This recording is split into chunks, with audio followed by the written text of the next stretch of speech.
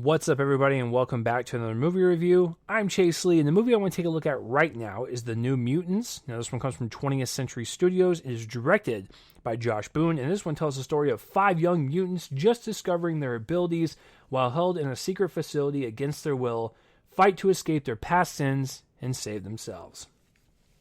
So yes, the time has finally come. This movie's finally out. It was pushed back 5 separate times. Its initial trailer dropped in 2017, and now we're here. Now, if you guys have been watching my channel for quite some time, you guys know what I said, and I'm about to bite my own tongue, but I said that I would not go to the theater during all of this stuff. I didn't feel safe. The only reason I would go is if someone else really wanted to go and they wanted someone to tag along, and if it was at the Alamo Drafthouse. I am not sponsored by Alamo. My channel is not sponsored by Alamo, but I like that theater chain, and I feel like they are the safest when it comes to the approach of letting people back in to watch these movies and how safe they are. You know, you walk in, the temperature was checked on the forehead, there's hand sanitizer everywhere, but also still wash your hands with soap in the bathroom. I got into the theater, we kept our mask on unless we were like taking a bite to eat real quick or like a drink or whatever. There were 7 of us in there. We were all spaced out. When you book a seat with them, they automatically buffer it out left and right. So, you know, I felt the safest with them. The person that wanted to go was my father-in-law. He was in town. You know, he really wanted to go.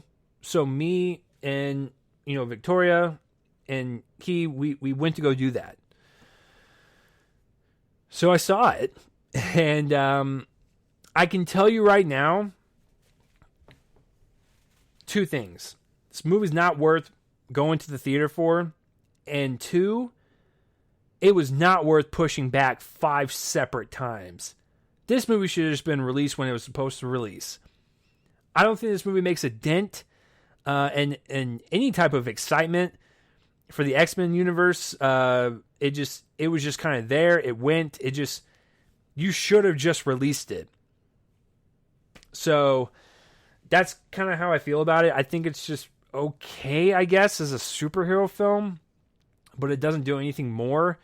And I thought it was pretty disappointing. So, and I was looking forward to it because it was going to take this kind of smaller, more intimate character approach. Them all stuck in one location, really kind of figuring out their inner struggles and everything while, their powers are, being on full display. Like, that's interesting. And they're going to take, like, the horror approach. Come on. I was open to this movie, but, like, it was not worth all this hassle. So, director Josh Boone, I think I appreciate him, putting this in one location with these 5 characters. They're all teenagers, so they're all trying to figure out, like, their life and their powers and just all that struggle and stuff. And then having these different elements in there, it does make it unique, and it does make it stand out from the other X-Men films that we've gotten. But there's a few problems here. One, it feels closed off from the other X-Men films.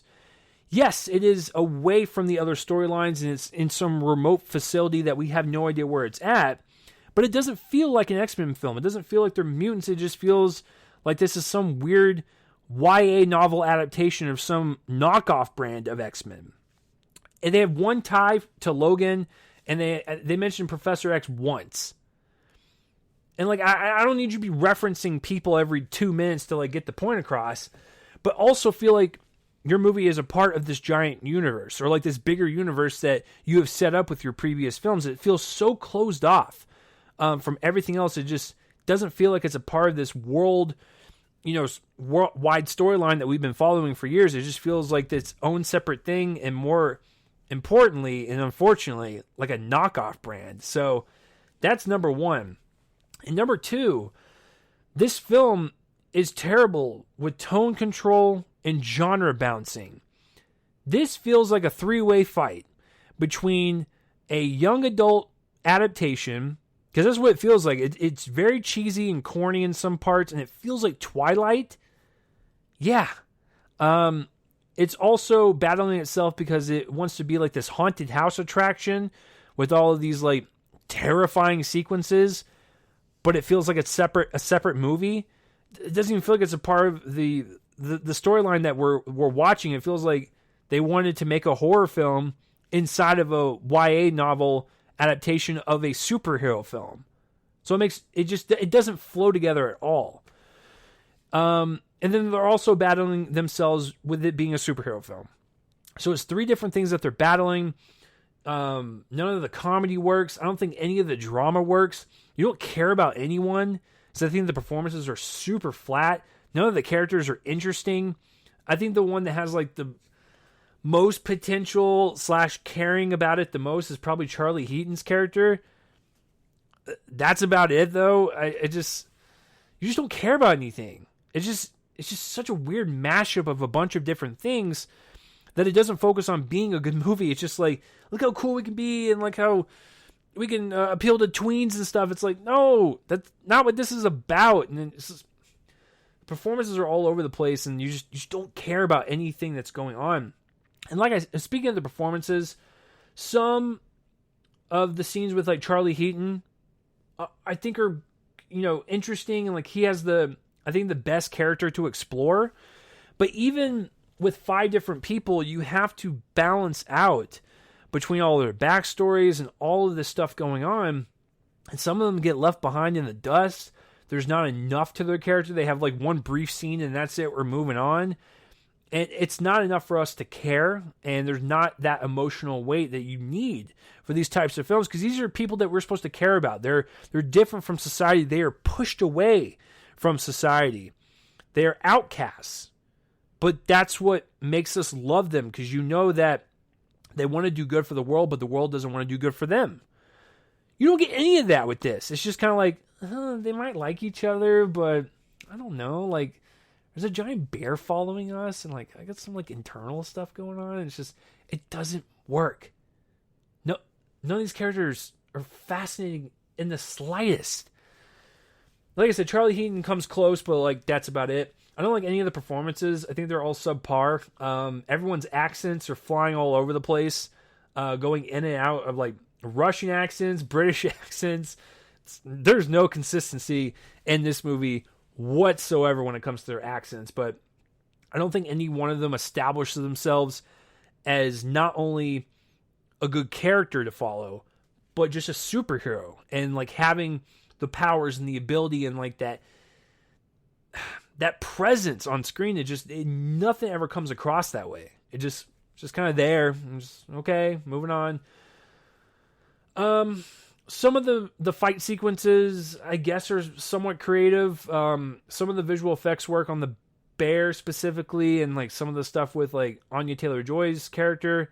First of all, I don't remember their names, by the way, and I'm looking at IMDb. I don't even want to scroll down because I'm trying to remember the names, but once you don't remember anything when you walk out of the movie, it's very forgettable. But some of the work on the bear, some of the powers and the fight sequences are, I guess, cool, and some of the visual effects blend in pretty well with the environment, but I guess like that's the biggest praise I can give it. This movie's not worth your time. And after all of the struggles this thing went through and finally being released during a pandemic, which is super ironic, I don't know what went wrong. I don't know how he fixed it. It's just kind of there. It's kind of blah. I would never watch this again, by the way. It's I love X-Men films. It's just this one's a huge misfire. I honestly don't know what grade to give it. C-, D+, a D. I don't know. Pick your poison, I guess. If I had to be completely honest, probably just a C-. It's very just like a subpar okay movie, and there's plenty of elements to just bring it down slightly for me, but it's not worth it. It's so not worth it. I don't know why this was pushed 5 times. That's my review of the New Mutants. Please let me know down below if you loved it, if you hated it, if you liked this new approach that they took with it and made it different and stand out, which I appreciate. Which didn't work.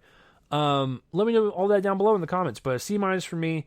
Please subscribe to my YouTube channel so you can get updates whenever I review anything. If you're more of a podcast person, you want these in audio form, you can do just that. The Real Me and Cole in the Movie podcast feed is on Anchor, Spotify, Castbox, I'm all over the place if that's more of your style. But that will do it for this review, guys. I'm Chase Lee. Let me know down below what you thought of it. Even if I don't reply to all the comments, I do read all of them. I will see you guys next time for whatever I review next. Goodbye.